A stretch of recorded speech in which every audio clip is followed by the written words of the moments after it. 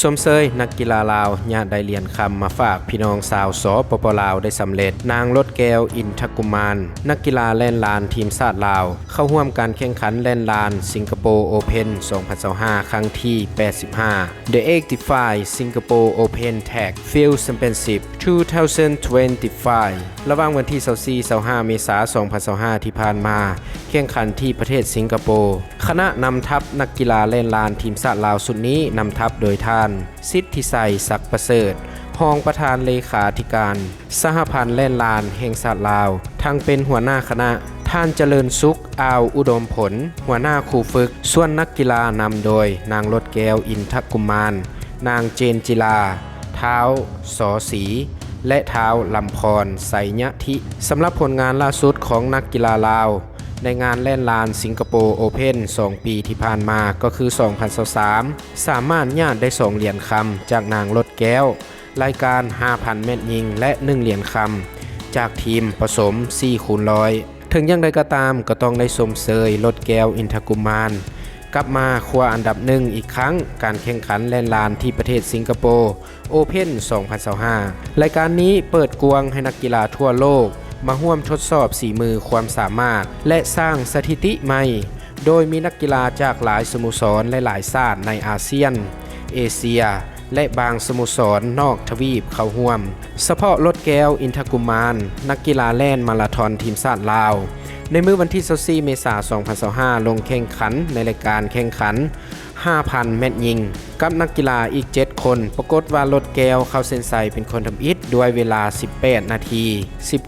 17.01 วินาทีคว้าอันดับ1รายการนี้เป็นครั้งที่2ต่อจากปี2023ที่สามารถเอาชนะโกซิงหลิงชาวสิงคโปร์จากทีมฟาเบียนเกือบ17 วินาทีเวลาของรถแก้วในครั้งนี้ยังบ่แม่นเวลาที่ดีที่สุดของลาวคือ17 นาที 41 วินาทีแต่ก็สู้สุดขีดเพื่อเอาชนะคู่แข่งและคว้าอันดับ1มาครองส่วนผลงานปี2023ที่สามารถเอาชนะเฮ็ดได้17 นาที 42.47 วินาทีสำหรับสถิติโลกปัจจุบันแม่น14 นาที 0.21 วินาทีเป็นของกูดาฟทีซิเก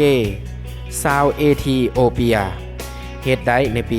2023เฮามาชมกันต่อผลงานการแข่งขันในวันที่25ยังสืบต่อการแข่งขันในรายการแข่งขันแล่น 10,000 เมตรยิงและผลงานการแข่งขันในวันที่25 เมษายนนี้รถแก้วอินทกุมารยังได้สร้างความภาคภูมิใจให้พี่น้องชาวลาวทั่วโลกได้ดีใจอีกแล้วสามารถคว้าเหรียญคำที่2จากการแล่นไล่ลานสิงคโปร์โอเพ่น2025จากรายการ 10,000 เมตรยิงแก้วลงแข่งขันในรายการที่2ในงานครั้งนี้แล่น 10,000 เมตรยิงและเป็นตัวเต็งแชมป์และก็บ่เฮ็ดให้กองเชียร์ทีมชาติลาวผิดหวังเข้าเส้นชัยเป็นคนทำอิฐด้วยเวลา38 นาที 58 วินาทีได้รับเหรียญคำที่2ต่อจากการแล่นเมื่อวานนี้ก็คือวันที่24 เมษายน 2025ที่ผ่านมาแล่น 5,000 เมตรยิงรถแก้วสามารถเอาชนะโกซิงหลิงคู่แข่งรายการแล่น 5,000 เมตรยิงชาวสิงคโปร์จากทีมฟาเบียนที่เข้าเส้นชัย39 นาที 21.58 วินาทีสุดท้ายก็ขอชื่นชมเสยทีมงานนักกีฬาหมดทุกคนที่สามารถสร้างชื่อเสียงให้ประเทศลาวให้เป็นที่รู้จักของคนทั่วโลกได้รู้จักประเทศลาวหลายขึ้นแล้วหมู่เพื่อนเดมีความคิดเห็นแนวใดสามารถแสดงความคิดเห็นโอลมกันได้